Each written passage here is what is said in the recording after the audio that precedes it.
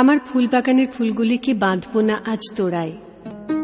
রং বেরঙের সুতোগুলো থাক থাক পড়ে ওই জরির ঝালর।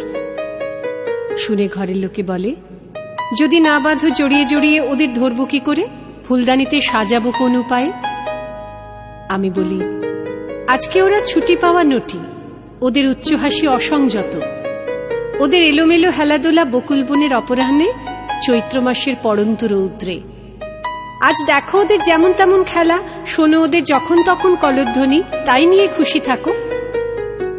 বন্ধু বললে, এলেম তোমার ঘরে ভরা পেয়ালার তৃষ্ণা নিয়ে। তুমি খ্যাপার মতো বললে, আজকের মতো ভেঙে ফেলেছি ছন্দের সেই পুরনো পেয়ালাখানা, আতিথ্যের ত্রুটি ঘটাও কেন? আমি বলি, চলো না ঝর্ণাতলায়, ধারা সেখানে ছুটছে আপন খেয়ালে, কোথাও মোটা কোথাও সরু, কোথাও পড়ছে শিখর থেকে শিখরে, কোথাও লুকোলো গুহার মধ্যে।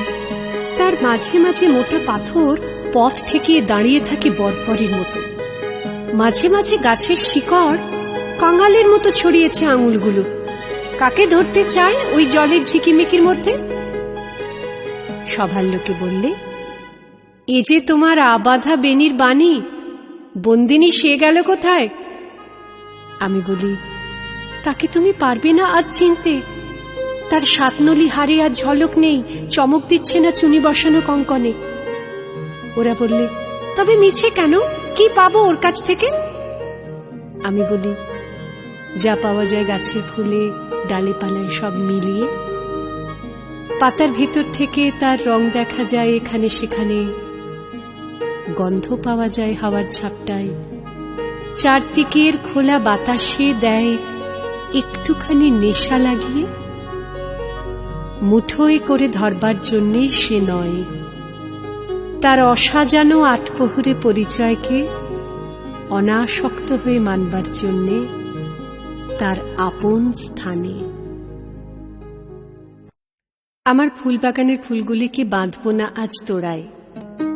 রং বেরঙের সুতোগুলো থাক থাক পড়ে ওই জরির ঝালর। শুনে ঘরের লোকে বলে, যদি না বাঁধো জড়িয়ে জড়িয়ে ওদের ধরবো কি করে, ফুলদানিতে সাজাবো কোন উপায়ে?